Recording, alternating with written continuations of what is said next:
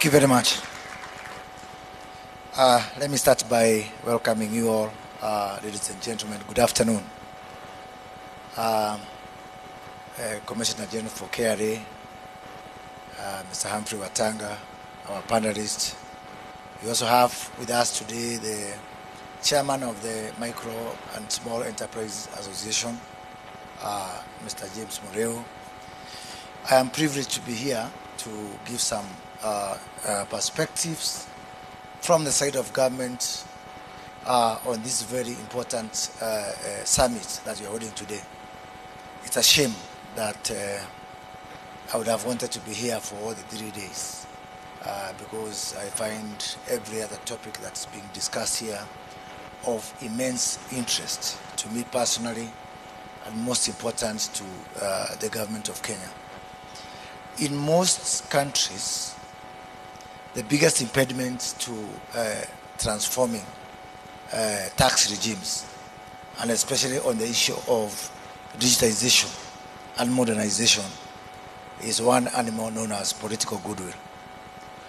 Luckily in Kenya, the government of Kenya has taken the deliberate decision that modernizing our tax system and the tax regime is not a nice to have. It's an imperative. It's something we have to do. So therefore, we are already starting from a pedestal of acceptance. As a matter of fact, it is His Excellency the President, Dr. William Ruto, who pushes the extra mile and the extra pedal on the front of transforming our tax regime, as opposed to the other way around. You know, in other countries or even in previous administrations, you'll find that there was will from among the technocrats, the revenue authorities, treasuries, to modernize, but they got into the handwoods of political goodwill. And why is it important for us to modernize our tax systems? First of all, there is something that is happening not just in Kenya, but across Africa, and especially because of whatever is happening within the developed economies, principally the U.S. economies, the high interest rates. You can start to imagine that just a few years ago, just before COVID, you know, the Fed rate in the U.S. was has gone up close to 7-8 times. Just the Fed rate. If the African economies, if the interest rate will go up proportionate to what has happened within the U.S. economy, Africa, as you know it, as an economy, would collapse. So therefore, the issue of debt, the issue of borrowing, in Kenya today, in Kenya shillings terms, this year, we will pay 750 billion Kenyan shillings. That is just close to 6 billion US dollars. 30% of our tax revenue will go to paying interest on domestic debt. I didn't say principal. I just talked about interest. I didn't talk about foreign debt. I just talked about domestic debt. And so therefore, the money that was collected today from 8 o'clock to maybe around now, we've just been working for people who lend money to government. It is that catastrophic. And so therefore for us, it's not a nice to have. It's something we have to do. Why? Because if we expand our revenue base, we'll be able to bring down our domestic borrowing especially. And with the domestic borrowing coming down, we'll be able to bring down the interest rate and especially create an impetus for the private sector credit. And that for us is very important because it is the only way to jumpstart this economy. We have done everything we can, mostly on the expenditure side. I know there's still some things we can do, but we have stretched it to the limit. The only opportunity we have for us to grow and to jumpstart our economy is to work on the revenue side. And that's what we are doing. Second point that becomes important for us in this conversation is an issue of social justice and equity. That's the other driver for us to modernize our tax systems. I'll just speak on one area of taxes, the income taxes. In Kenya, we have got, a very, very funny, very weird structure of the workforce. The people in the formal sector, both in the public sector and the private sector, we have got 3 million people within the formal sector. Within the informal sector, we've got 16 million. The 3 million people in the formal sector, in terms of income taxes, they contribute 500 billion shillings. That's close to over $4 billion in income taxes from 3 million people. The 16 million in the informal sector contribute only 12 billion shillings. For me, that's not an economic issue. For me, it's a social justice issue. It's an ethical issue. It's an equity issue. How can 3 million people disproportionately carry the burden on behalf of 16 million people who are virtually not contributing in terms of income taxes? So, what are we doing? Having realized that that is really, for us, it is an imperative. It's a must-have. First of all, we have decided that there will be nowhere to hide. There will be nowhere to hide for anybody, at zero option. Why? First of all, we have already a huge advantage. The level of digitization, digital payments of the Kenyan economy can be, other countries can look at it green with envy. And I'm sure you've got a lot of people here from international audience. So the base is already there. Because Kenya is the only country where someone who has never gone to school cannot construct a sentence in English, but they can use digital payments through M-Pesa. What an advantage. It is better than the gold mines of Zimbabwe. It's better than the diamonds of South Africa. It's better than the oil of Nigeria. It is a resource that Kenya is extremely proud of, where you have almost virtually the entire economy having embraced digital technology. And we are doing that across other spectrum. Last year, we were able to distribute fertilizers to 6.4 million farmers using e-voucher and digital technology, to people, most of them, who are largely illiterate. But the voucher was sent to their phone. We were able to cut losses and corruption and deliver fertilizer straight to the farmer, proportionate to the size of the land holding. A very huge, very, very, very huge, development.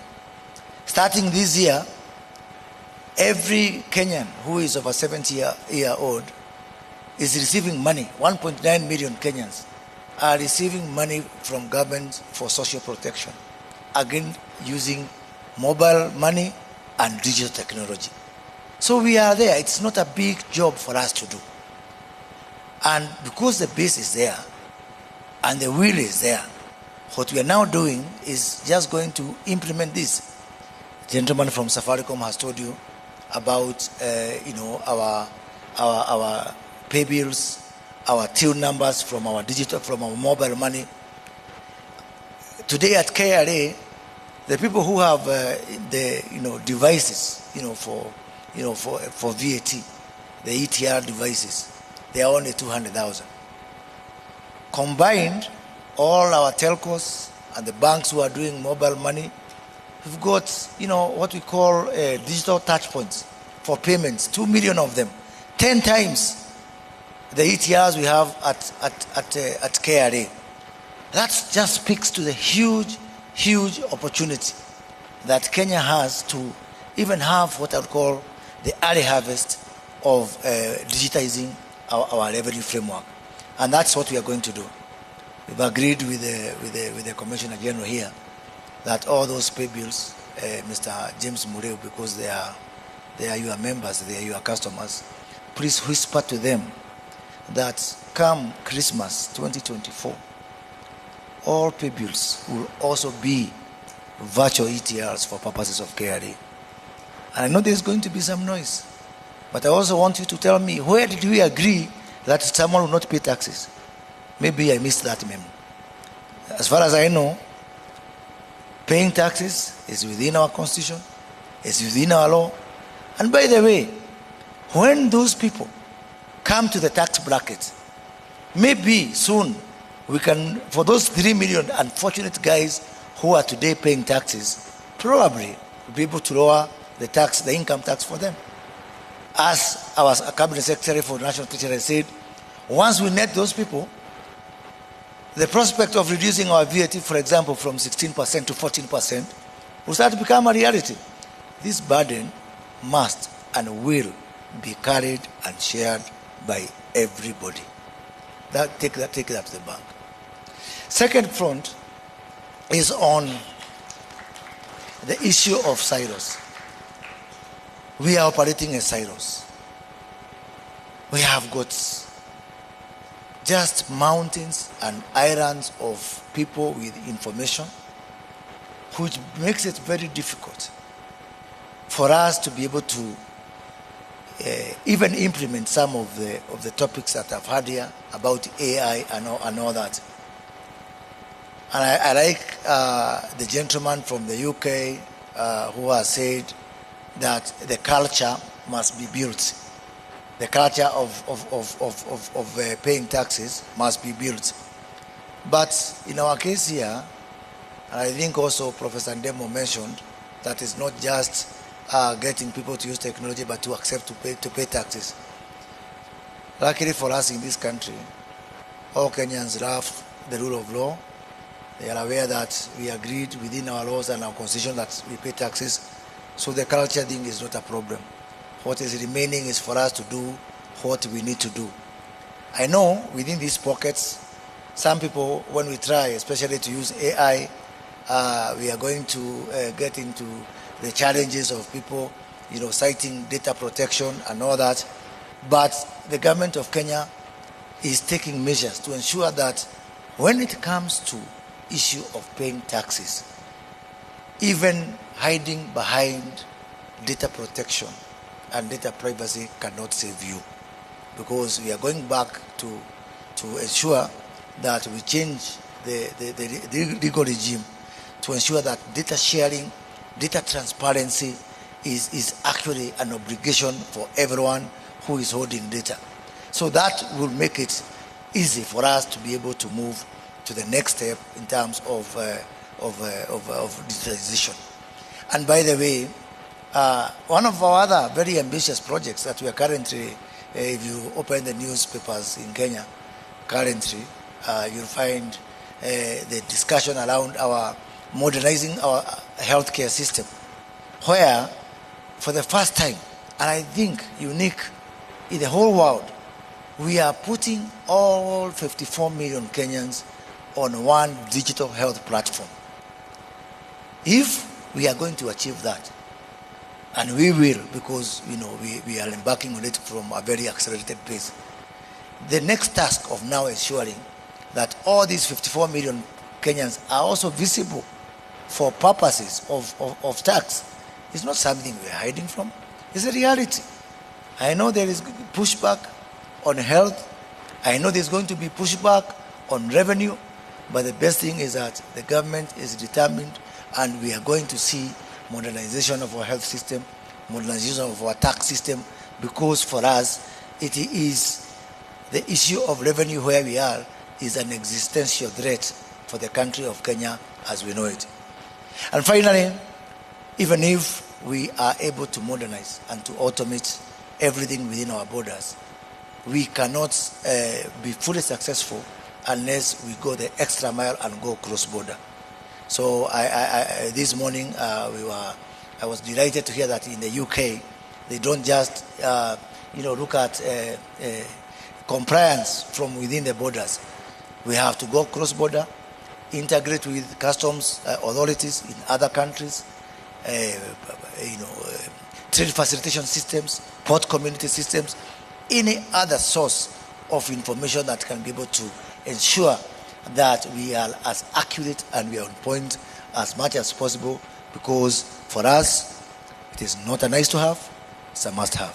Thank you very much.